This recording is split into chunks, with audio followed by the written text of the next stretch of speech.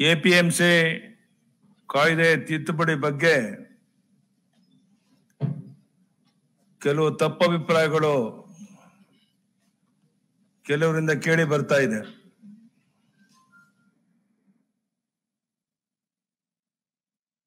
ನಾನು ರೈತ ಪರ ಬಜೆಟ್ ಅನ್ನು ಮಂಡಿಸ್ತೇನೋ, ಹಸಿರು ಶಾಲ್ ಹಾಕೊಂಡು ಪ್ರಮಾಣ ವಚನ ಸ್ವೀಕರಿಸ್ತೇನೋ.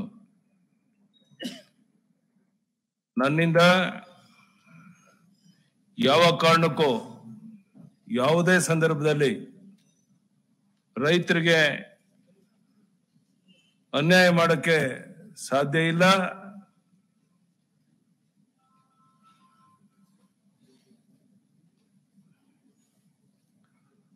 ರೈತರ ಪರವಾಗಿ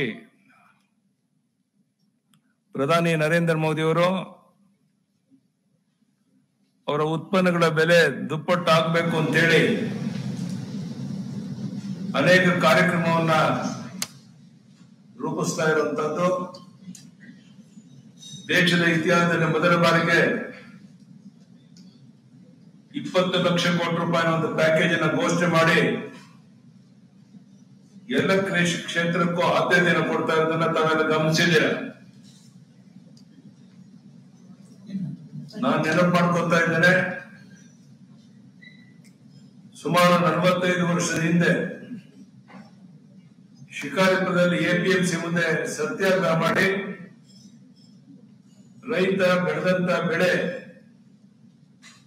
ಅವನು ಎಲ್ಲಿ ಬೇಕಾದ್ರೂ ಮಾರಾಟ ಮಾಡುವಂತ ಅವಕಾಶ ಸಿಗ್ಬೇಕು, ಎಪಿಎಂಸಿನೇ ಮಾರಾಟ ಮಾಡಬೇಕು ಅನ್ನುವಂತ ನಿರ್ಬಂಧ ಸರಿಯಲ್ಲ ಅಂತ ಹೇಳಿ ಹೋರಾಟ ಮಾಡ್ಕೊಂಡು ಬಂದವನು ನಾನು.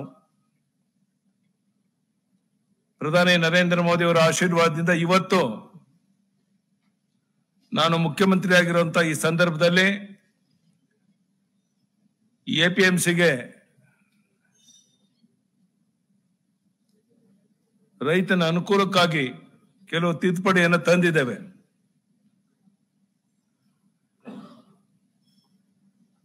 ರೈತ ತನ್ನ ಉತ್ಪನ್ನಗಳನ್ನ ಮಾರುಕಟ್ಟೆ ಪ್ರಾಂಗಣದಲ್ಲಿ ಅಥವಾ ನೇರವಾಗಿ ಮಾರಾಟ ಮಾಡುವಂತ ಅವಕಾಶ ಹೊಂದಿದ್ದಾರೆ. ಇದರಿಂದ ರೈತರಿಗೆ ತನ್ನ ಉತ್ಪನ್ನಗಳಿಗೆ ಯೋಗ್ಯ ಧಾರಣೆ ದೊರೆಯುವಂತ ಅವಕಾಶ ಕಲ್ಪಿಸಿದಂತಾಗುತ್ತೆ. ಈ ಕಾಯ್ದೆಯಿಂದ ಎಪಿಎಂಸಿ ಕಮಿಟಿಗಳ ಅಸ್ತಿತ್ವಕ್ಕೆ ಯಾವುದೇ ಧಕ್ಕೆ ಆಗೋದಿಲ್ಲ, ಅವು ಹಿಂದಿನಂತೆ ಮುಂದುವರಿತವೆ.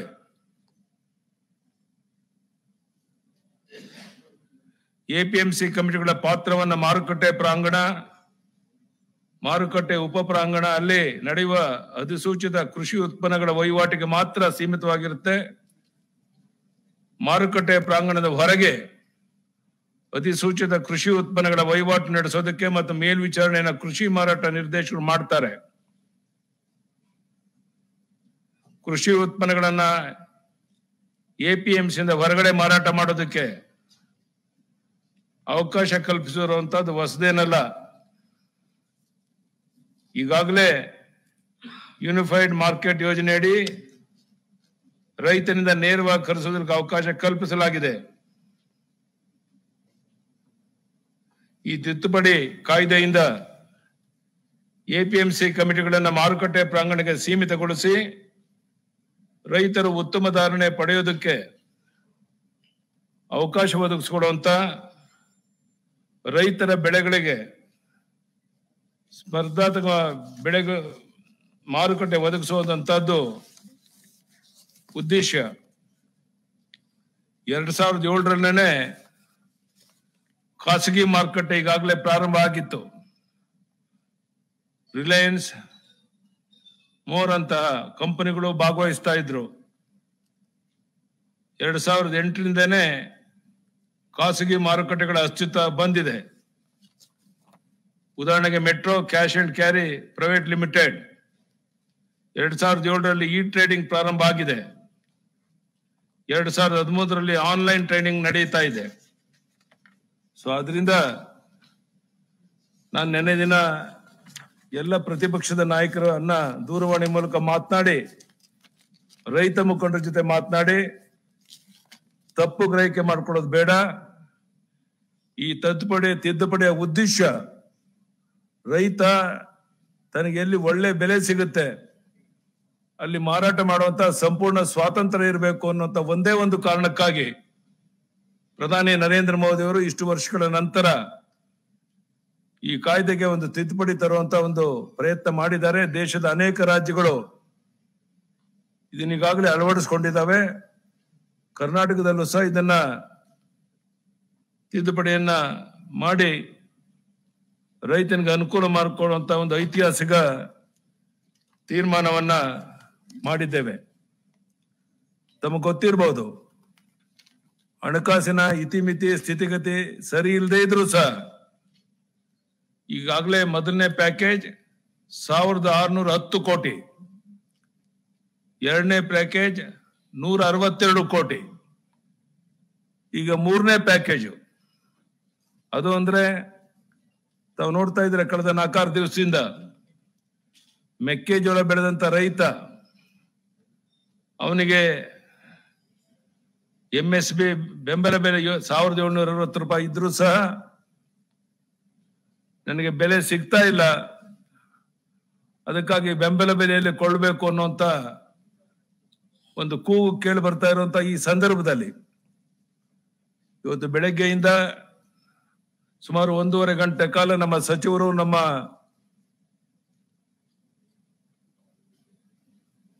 ಹಣಕಾಸಿನ ಇಲಾಖೆ ಅಧಿಕಾರಿಗಳ ಜೊತೆ ಸಮಾಲೋಚನೆ ಮಾಡಿ ದೇಶದಲ್ಲಿ ಮೊದಲ ಬಾರಿಗೆ ಒಂದು ಐತಿಹಾಸಿಕ ತೀರ್ಮಾನ ತಗೊಂಡಿದ್ದೇವೆ. ಅದು ಅಂತ ಹೇಳಿದ್ರೆ ನಮ್ಮಲ್ಲಿ 10 ಲಕ್ಷ ಮೆಕ್ಕೆಜೋಳ ಬರೆದಂತ ರೈತರಿದ್ದಾರೆ. ಒಬ್ಬ ರೈತನಿಗೆ 5,000 ರೂಪಾಯಿ, ಒಬ್ಬೊಬ್ಬ ರೈತನಿಗೆ 5,000 ರೂಪಾಯಿ ಕೊಡೋದ್ರ ಮೂಲಕ ಸುಮಾರು 500 ಕೋಟಿ ರೂಪಾಯಿಗಳನ್ನ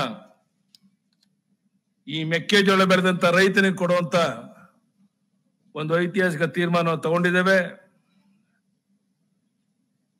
ನಾನು APMC ಬಗ್ಗೆ ಹೇಳ್ತಾ ಇದ್ದೆ, ರೈತರು ಎಲ್ಲಿ ಬೇಕಾದ್ರೂ ಅದನ್ನ ಮಾರಾಟ ಮಾಡಬಹುದು, APMCಗೆ ಹೋಗ್ಬೇಕಾದ್ರೂ ಮಾರಾಟ ಮಾಡಬಹುದು, ಅವ್ರು ಒಳ್ಳೆ ಬೆಲೆ ಸಿಗುತ್ತೆ ಅನ್ನೋದಾದ್ರೆ. ಅದಕ್ಕೆ ನಾವೇನು ಅಡ್ಡಿ ಆತಂಕ ಮಾಡಿಲ್ಲ. ತಪ್ಪು ಗ್ರಹಿಕೆ ಆಗಬಾರ್ದು ಅನ್ನೋ ದೃಷ್ಟಿಯಿಂದ ಇವತ್ತು ತುರ್ತಾಗಿ ಪತ್ರಿಕಾಗೋಷ್ಠಿಯನ್ನು ಕರೆದು ಈ ಮೆಕ್ಕೆಜೋಳಕ್ಕೆ ಏನೊಂದು ಬೆಂಬಲ ಬೆಲೆಯನ್ನ ಕೊಡಬೇಕು ಅಂತ ಕೇಳ್ತಾ ಇದ್ರು. ಈಗಾಗಲೇ ಸುಮಾರು 40% ಭಾಗ 50% ಭಾಗ ರೈತರು ಮೆಕ್ಕೆಜೋಳವನ್ನು ಮಾರಾಟ ಮಾಡಾಗಿದೆ. ಸೊ ಇಂಥ ಸಂದರ್ಭದಲ್ಲಿ ಮೆಕ್ಕೆಜೋಳ ಬೆಳೆದಂತ ಪ್ರತಿಯೊಬ್ಬ ರೈತನಿಗೆ ಅನುಕೂಲ ಆಗಬೇಕು ಅನ್ನೋ ದೃಷ್ಟಿಯಿಂದ ಈ ತೀರ್ಮಾನವನ್ನು ತಗೊಂಡಿದ್ದೇವೆ. ಪ್ರತಿಯೊಬ್ಬ ರೈತನಿಗೆ 5,000 ರೂಪಾಯಿ ಕೊಡೋದ್ರ ಮೂಲಕ ಸುಮಾರು 500 ಕೋಟಿ ರೂಪಾಯಿನ ಒಂದು ಹೊರೆಯನ್ನ ಹೊರ್ತಾ ಇದ್ದೇವೆ. ಇದು ನನ್ನ ಮೆಕ್ಕೆಜೋಳ ಬೆಳೆದಂತ ರೈತ ಸಮೂಹಕ್ಕೆ ಸಮಾಧಾನ ತೃಪ್ತಿ ತರ್ತಾ ಇದೆ ಅಂತ ನಾನು ತಿಳ್ಕೊಂಡಿದ್ದೇನೆ. ಮೂರನೇದು, ಆಶಾ ಕಾರ್ಯಕರ್ತೆಯರಿಗೆ ಸುಮಾರು 40,250 ಜನ ಇದ್ದಾರೆ. ಅವರಿಗೆ ಸಹಕಾರಿ ಇಲಾಖೆಯಿಂದ ಪ್ರತಿಯೊಬ್ಬ ಆಶಾ ಕಾರ್ಯಕರ್ತೆಯರಿಗೆ ಇಷ್ಟೊಂದು ಹಗಲು ರಾತ್ರಿ ಈ ಕೋವಿಡ್ ಇಂತ ಸಂದರ್ಭದಲ್ಲಿ ಏನು ಕೆಲಸ ಮಾಡ್ತಾ ಇದ್ದಾರೆ, ಅವ್ರಿಗೇನಾದ್ರೂ ಒಂದು ಪರಿಹಾರ ಕೊಡಬೇಕು ಅಂತ ಅಪೇಕ್ಷೆ ಇತ್ತು. ನಿಮ್ದು ಅಪೇಕ್ಷೆ ಇತ್ತು. 3,000 ರೂಪಾಯಿ ಪ್ರತಿಯೊಬ್ಬ ಆಶಾ ಕಾರ್ಯಕರ್ತೆಯರಿಗೆ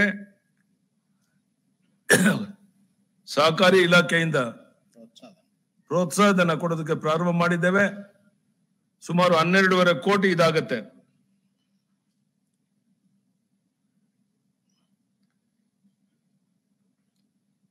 ಈ ನೈಸರ್ಗಿಕ ವಿಕೋಪ ಅಪಘಾತದಿಂದ ಮೃತಪಟ್ಟ ಕುರಿ ಮೇಕೆಗಳಿಗೆ 5,000 ರೂಪಾಯಿ ಕೊಡುವಂತದ್ದು ಒಂದು ಪದ್ಧತಿ ಪ್ರಾರಂಭ ಆಗಿತ್ತು. ಅದನ್ನ ಮತ್ತೆ ಮುಂದುವರಿಸಬೇಕು ಅನ್ನುವಂತ ತೀರ್ಮಾನವನ್ನ ಕೈಗೊಂಡಿದ್ದೇವೆ. Our motto is first farmers. New amendment APMC Act will provide an opportunity for farmers to sell their produce directly to any purchase outside the APMC yard or in other APMCs. This will help the farmers in getting remunerative price for their produce. Amendment will not dilute the powers of the work of the APMCs. All these marketing activities will be monitored by the Director of Staff, Director of State APMC. Definitely, this new amendment act will benefit farmers in improving their income and suffering from losses due to market fluctuations. Intention of my government and the Prime Minister Narendra Modi ji is farmers should be protected from market trends. This amendment will indirectly help farmers in doubling their income by 2022, the Prime Minister's dream. I want to clarify that we have not removed the APMC Act. We are only amending 2 sections of the APMC Act which enable farmers to sell their produce at the markets which they intend to and like. This amendment will also eliminate the exploitation of the farmers by market forces to a certain extent. Many times we have seen farmers resorting to distress sales due to collapse in the prices of commodities. But now, new amendment will allow the farmers to sell their produce at a market selected by him. Many are misleading the farmers on this issue and amendment. But I reiterate that being the CM sworn in the name of farmers, at any cost will not give any problem to any farmers in the state. Secondly, 10 lakhs Mekkejola farmers, they are suffering because they are not getting sufficient price. That's why I have decided for each farmer we should give 5,000 rupees relief. It will about 500 crores commitment. Asha Karyakartas, about 40,250 persons, about 3,000 rupees that we are going to give from cooperative institution, about 12 crores. These are the decisions we have taken. That's why this immediate emergent press meeting we are holding. And ಬರುವಂತ ದಿವಸಗಳಲ್ಲಿ ಈ Covid ಗಲಾಟೆ ಮುಗಿದ ಮೇಲೆ ರಾಜ್ಯದ ರೈತರಿಗೆ ಇನ್ನೂ ಹೆಚ್ಚು ಅನುಕೂಲ ಮಾಡಿಕೊಳ್ಳೋ ದೃಷ್ಟಿಯಿಂದ ಏನೇನು ಮಾಡಕ್ಕೆ ಸಾಧ್ಯ ಇದೆಯೋ ಅದೆಲ್ಲ ಪ್ರಾಮಾಣಿಕ ಪ್ರಯತ್ನ ಮಾಡ್ತೇವೆ. ನಮ್ಮ ಸರ್ಕಾರದ ಆದ್ಯತೆ ರೈತ. ರೈತ ನೆಮ್ಮದಿಯಿಂದ ಬದುಕಿದಾಗ ಮಾತ್ರ ನಾವು ನೆಮ್ಮದಿಯಿಂದ ಬದುಕಕ್ಕೆ ಸಾಧ್ಯ ಇದೆ. ಅನೇಕ ಸಂಕಷ್ಟಗಳಿಗೆ ರೈತ ಸಿಕ್ಕಿ ನರಳ್ತಾ ಇದ್ದಾನೆ. ಇದಕ್ಕಾಗಿ ಹಣಕಾಸಿನ ಸ್ಥಿತಿ ಸರಿ ಇಲ್ಲದೆ ಇದ್ರು ಸಹ ಮೆಕ್ಕೆಜೋಳಕ್ಕೆ 500 ರೂಪಾಯಿ 5,000 ರೂಪಾಯಿ ಪ್ರತಿ ರೈತನಿಗೆ ಕೊಡುವಂತ ಐತಿಹಾಸಿಕ ತೀರ್ಮಾನವನ್ನು ತಗೊಂಡಿದ್ದೇವೆ. ಅದಕ್ಕಾಗಿ ನಾನು ರೈತ ಸಮೂಹಕ್ಕೆ ವಿನಂತಿ ಮಾಡ್ತೇನೆ, ದಯಮಾಡಿ ಆದಷ್ಟು ಬೇಗ ಹಣವನ್ನು ನಿಮಗೆ ತಲುಪಿಸುವಂತ ಪ್ರಯತ್ನ ಮಾಡ್ತೇವೆ. ಎಲ್ಲರೂ ಸಹಕರಿಸಬೇಕು ಅಂತೇಳಿ ರೈತ ಸಮೂಹಕ್ಕೆ ಈ ಸಂದರ್ಭದಲ್ಲಿ ವಿನಂತಿ ಮಾಡ್ತೇನೆ. ಯಾರು ಇದನ್ನ ತಪ್ಪು ಗ್ರಹಿಕೆ ಮಾಡ್ಕೊಂಡಿದ್ದಾರೆ ಅವರು ಸಹ ಇದನ್ನ ಅರ್ಥ ಮಾಡಿಕೊಂಡು ಸರ್ಕಾರ ಪರವಾಗಿ ರೈತರ ಪರವಾಗಿ ನಿಲ್ಲಬೇಕು ಅಂತ ವಿನಂತಿಯನ್ನು ಮಾಡ್ತೇನೆ. ಮುಖ್ಯಮಂತ್ರಿಗಳಲ್ಲಿ ಒಂದಿಷ್ಟು ಪ್ರಶ್ನೆ ಇದೆ ಎಪಿಎಂಸಿ ವಿಚಾರಕ್ಕೆ ಸಂಬಂಧಪಟ್ಟಂತೆ. ಈಗ ಎಪಿಎಂಸಿ ವರ್ತಕರು ಇರ್ಬೋದು, ಅನೇಕರು ಕೆಲವೊಂದು ಪ್ರಶ್ನೆ ಹುಟ್ಟಾಕಿದ್ದಾರೆ. ಎಪಿಎಂಸಿ ಮಾರುಕಟ್ಟೆ ಒಳಗಡೆ 1.5% ಟ್ಯಾಕ್ಸ್ ಇದೆ, ಅಂದ್ರೆ ಸೆಸ್ ಇದೆ. ಅವರು ನಮ್ಮ ಹೊರಗಡೆಯವರಿಗೆ ಹೇಗೆ ಮಾರುಕಟ್ಟೆಗೆ ಕಾಂಪೀಟ್ ಮಾಡಕ್ಕಾಗತ್ತೆ ಅನ್ನೋ ಒಂದಿದೆ. ಹಾಗೆ ಖಾಸಗೀಕರಣ ಆದಂತ ಸಂದರ್ಭದಲ್ಲಿ ರೈತರಿಗೆ ಆ ಬೆಲೆ ಕುಸಿತ ಆದ್ರೆ ಅದನ್ನ ಯಾರು ನಿಯಂತ್ರಣ ಮಾಡೋರು, ಹೇಗೆ ಪರಿಹಾರ? ನೋಡೋಣ, ನಾನು ಅದಕ್ಕೆ ನಿಂಗೆ ಬಹಳ ಸ್ಪಷ್ಟವಾಗಿ ಒಂದು ಮಾತು ಹೇಳಿದಂತದ್ದು, ರೈತ ಹೊರಗಡೆ ಒಳ್ಳೆ ಬೆಲೆ ಸಿಕ್ಕರೆ ಯಾರಿಗೆ ಬೇಕಾದ್ರೂ ಮಾರಾಟ ಮಾಡಬಹುದು, APMCಗೆ ಹೋಗ್ಬೇಕಾದ್ರೂ ಮಾರಾಟ ಮಾಡಬಹುದು. ಈ ಸಂಪೂರ್ಣ ಸ್ವಾತಂತ್ರ್ಯ ರೈತನಿಗೆ ಸಿಕ್ಕಿರೋದ್ರಿಂದ ಇದರಿಂದ ಯಾವುದೇ ತೊಂದರೆ ಆಗೋದಿಲ್ಲ. ಇದು ನನ್ನ ಸ್ಪಷ್ಟವಾದಂತ ನಮ್ಮ ತೀರ್ಮಾನ. ಸಿಎಂ ಸರ್, ಹೊರಗಡೆ ಮಾರುಕಟ್ಟೆ ದರ ಫಿಕ್ಸ್ ಮಾಡೋದು ಯಾವ್ದೋ ಸೈಡ್ ಹೋಗುತ್ತೆ, ರೈತ ಅವ್ನು ಫಿಕ್ಸ್ ಮಾಡಿದ್ದು ಕೊಡ್ಬೇಕು ಅನ್ನೋ ಒಂದು ಕನ್ಫ್ಯೂಷನ್ ಆಗ್ತದೆ. ನೋಡೋಣ, ನಾನೊಬ್ಬ ರೈತನಾಗಿ ನಿಮ್ಗೊಂದು ಮಾತು ಹೇಳ್ತಾ ಇದ್ದೇನೆ. ನಾನೇನೋ ಒಂದು ಬೆಳೆಯನ್ನ ಬೆಳೆದಿದ್ದೇನೆ, ಆ ಬೆಳೆಗೆ ಎಲ್ಲಿ ಒಳ್ಳೆಯ ಬೆಲೆ ಸಿಗುತ್ತೆ ಆ ಬೆಲೆಗೆ ಮಾರಾಟ ಮಾಡುವಂತ ಸಂಪೂರ್ಣ ಸ್ವಾತಂತ್ರ್ಯ ರೈತನಿಗೆ ಇರಬೇಕು ಅನ್ನುವಂಥದ್ದು ಪ್ರಧಾನಿ ನರೇಂದ್ರ ಮೋದಿ ಅವರ ಅಪೇಕ್ಷೆ. ರೈತ ಬೆಳೆದಂತ ಬೆಳೆಗಳಿಗೆ 2 ಪಟ್ಟು ಹೆಚ್ಚು ಬೆಲೆ ಸಿಗಬೇಕು ಅನ್ನುವಂತ ಚಿಂತನೆ ನಡೆಸ್ತಾ ಇರುವಂತ ಪ್ರಧಾನಿ ನರೇಂದ್ರ ಮೋದಿ ಅವರು ಈ ಒಂದು ಉದ್ದೇಶದಿಂದಲೇ ಆ ರೈತ APMC ಮೇಲೆ ಬೇಕಾದ್ರೂ ಮಾರಾಟ ಮಾಡ್ಬೋದು, ಹೊರಗಡೆ ಬೇಕಾದ್ರೂ ಮಾರಾಟ ಮಾಡ್ಬೋದು ಅನ್ನೋ ಸಂಪೂರ್ಣ ಸ್ವಾತಂತ್ರ್ಯ ಕೊಟ್ಟೋದ್ರಿಂದ ಯಾವ ಕಾರಣಕ್ಕೂ ರೈತನಿಗೆ ಇದರಿಂದ ಅನ್ಯಾಯ ಆಗೋದಿಲ್ಲ. ನೀವೊಂದು 6 ತಿಂಗಳಾದ್ಮೇಲೆ ತಾವು ನೋಡೋರಂತೆ. ಮತ್ತೆ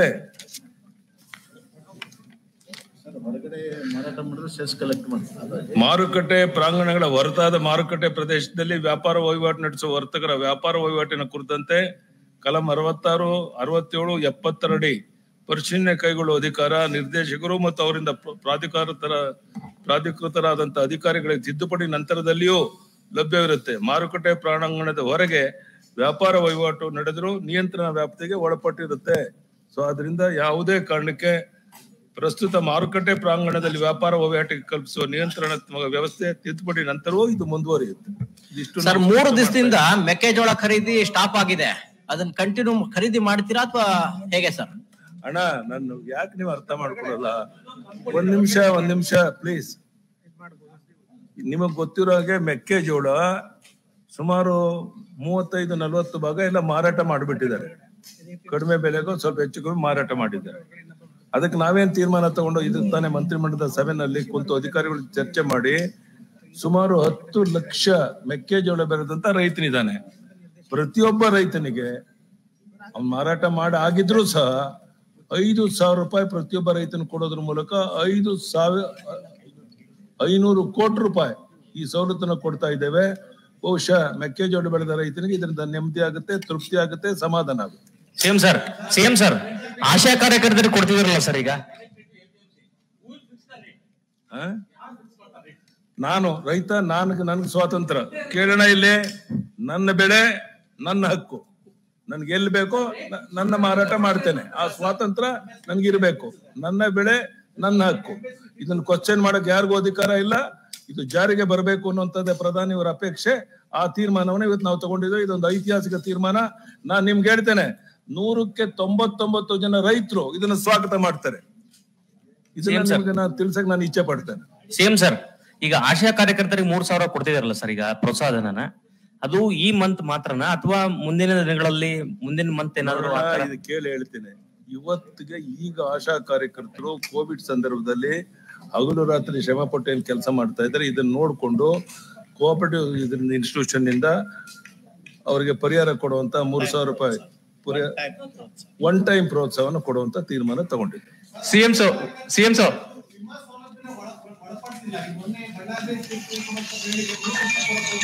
ಯಾರಪ್ಪ